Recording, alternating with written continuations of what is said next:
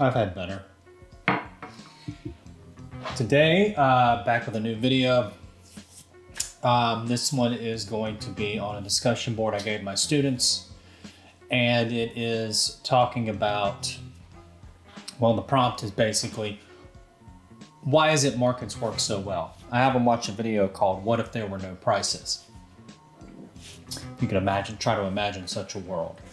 If you come from, I don't know, North Korea or the former Soviet Union or something like that, it's not hard for you to imagine a country where there, or an economy where there are no prices. Or maybe you have prices, but you know they're not really real. they're determined by something other than the market, or this is what the party says this cost. So it's an exercise. It's a video for the students and to try to exercise, this imaginary world. Try to think of it. What would it be like? How would you get anything done? And the prompt for the discussion board is to watch that video and then to talk about, like, are markets perfect? Why is it that markets work so well? Are they perfect?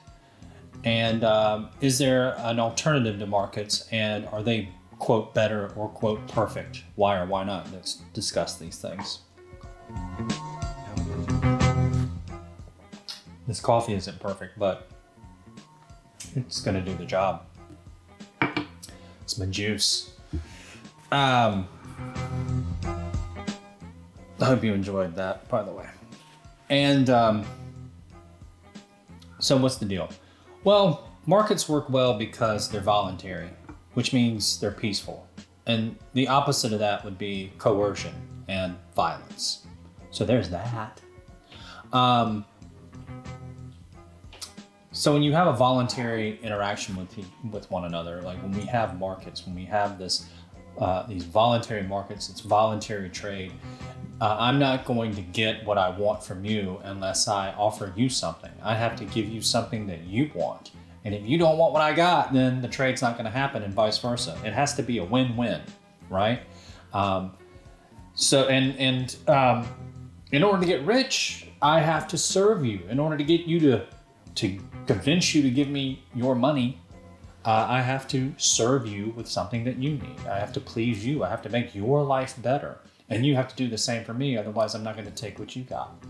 And if I want to get rich, I have to do that for a lot of people. And the more people I can do that for, the better off I'll be, other things being equal.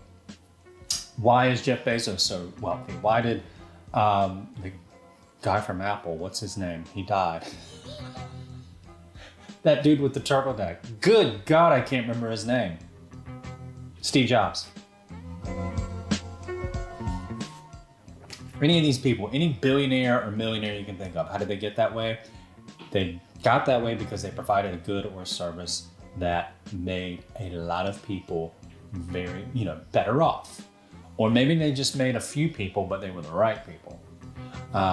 You provide a service that only a few people need, but they really need that service and they're willing to pay you a lot of money in order to do it. All right.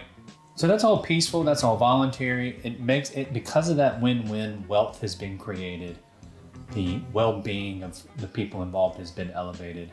Resources, this encourages the efficient use of resources, because the more efficient I am with my resources, it frees other resources up. That alone helps us have more goods and services available, at least more time available for leisure, which is great. So when I'm efficient, I'm competing with other people for your money. I'm trying to lower my cost to increase my profit, to lower my price and increase my profit. And when I do so, when I lower my cost, that means I'm using less resources than my competitor, and those resources are then free to go pursue, to go be employed in the production of other goods and services, to be employed in other means to other ends that other people prefer. You end up with a greater variety of goods and services, and this increases the well-being of everybody. And when you don't have that, what's the opposite of that? It's coercion. It's, putting a gun to somebody's head and telling them do this or else. It's threatening them, their life, and their well-being to get what you want, or threatening the well-being of their family to get what you want. That's theft. That's making someone worse off. It is, when it's voluntary, win-win. It's kind of, when it's not voluntary, when it's coercive, it's I win, you lose. Even if I put a gun to your head and say, give me all your money, and I take all that money over to the local charity or a homeless person and make their life better, I've still stolen from you. It's a net loss.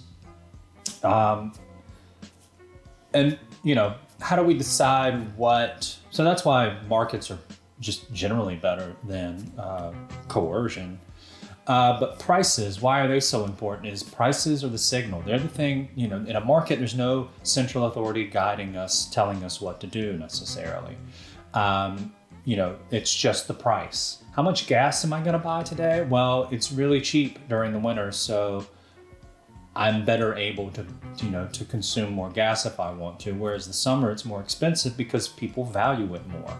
More people value it, so the price is going to go up. And the fact that the demand, that people value it more, is reflected in that price, and that higher price is going to cause me to make changes in my consumption of resources, and so that I can consume more gas or consume less gas. Prices guide resources to where they're valued the most. There's no central governing mechanism. There's just the price. It tells us it's one number. This one thing tells us everything I need to know, and it encapsulates all the value and the cost, all the uses for this resource, for that coffee. The labor that went into it could have gone to any number of things in Ethiopia, but whoever was helping grow this coffee, for some reason is providing their labor for the wage they get, and for a host of other reasons, right? If things change, if somebody says, hey, I'll pay you double, then other things being equal, they'll go there. The resource is going to where it's valued the most. In the absence of prices and coercion, you don't have that, all right? And there's imperfect information. The commissar, the central governing authority, whoever it may be, simply can't know what everybody else knows at any given moment in time. It's impossible. Even with all the technology we have, value is subjective. It's always going to be subjective. In fact, I could tell you right now that I prefer an apple to an orange, but until I actually have them in front of me, I don't know what my choice is going to be. All right? Even if you know that I prefer apples to oranges, you don't know that one day I may say, you know what, I think I'll have an orange today. Or they think I'm always going to have apples. I'll show them I'm going to have an orange. You don't know. Maybe I have scurvy or something. I need more vitamin C. I'm going to get the orange. I don't know until the options are there in front of me, what I'm actually going to prefer. So that's just me. And you can imagine if I am a communist dictator and I'm trying to dictate or, plan the economy for millions of people, forget it. It's going to fail. It's always going to fail. Mises talked about this. Hayek talked about this. It's an economic calculation problem and why socialist or communist economies will fail. Or if they stick around, there's just going to be lots of misery, and there will be a lower standard of living. There will be less goods and services available. And there's no shortage of examples of that in history. So markets aren't perfect. We do have externalities. We have external benefits that aren't going to be fully realized. We may want more of a good than the market's willing to produce. There may be external cost and negative externalities like pollution. That includes noise pollution, y'all. The market's not going to fully encapsulate as far as like the buyers and the sellers. And there may be more of something being produced than society may want. We get into some gray area here as far as I'm concerned, what society wants as opposed to people actually involved. But nevertheless, yes, pollution can be a problem. You're affecting people in a negative way that you maybe even not intend to do. So what to do about that? Maybe government has a role there. Maybe we can subsidize certain activities or tax activities maybe we can use coercion to correct for these market errors, and use violence. You know, that's why you pay taxes. One of the reasons. Anyway, let's have another sip. This is my first cup. No, second cup. All day. Ethiopia is great. There are things like public goods, which I really don't get into too much detail with a lot of my students about, but that's when, you know, buying a good, me buying a certain good makes it available to other people, or making the good available to one person makes it available to, you know, a lot of other people, and I can't exclude non-paying people from consuming the good. So a fireworks display. If I go and I buy a fireworks display and I consume it, you know, it's going up in the air, it's very pretty, other people get to enjoy it even though they hadn't paid, and there's no way that I can exclude them from enjoying that fireworks display. Flood control, national defense, you know, these kinds of things are public goods. Markets, you get a free rider problem, where people are, you know, you're paying for it, but other people are getting the benefit, and there's no way to stop that really. And so maybe the market won't provide those goods. There's some argument about that. There's lots of free Wi-Fi out there, among other things, but it is a problem. And maybe the state, the government steps in and does something about that. So no, they're not perfect. They're never going to be perfect. And anybody that says that markets are perfect, I don't think fully understands them. Now the alternatives, like we said, using the state, using coercion, they're certainly not perfect. Even if you're trying to correct an externality like pollution, there's going to be mistakes. If you tax it, there will be deadweight loss. We will not get all the benefits to society that we could have been if you just let the market work. But you will reduce, because you're going to reduce the output, because you want to reduce the pollution.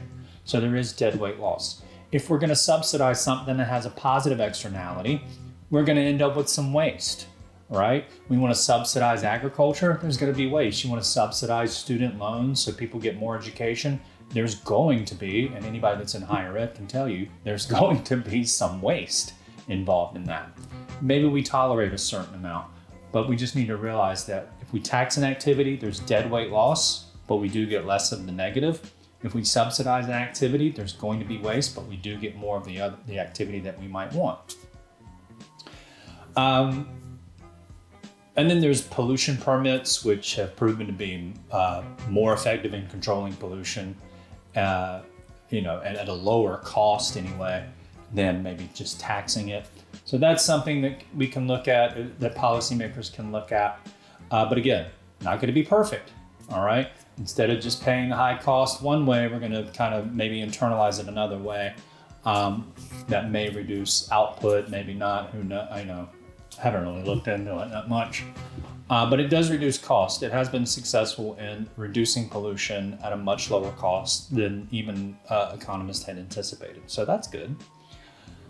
Other than that, you know, that's pretty much what the gist of this discussion board was.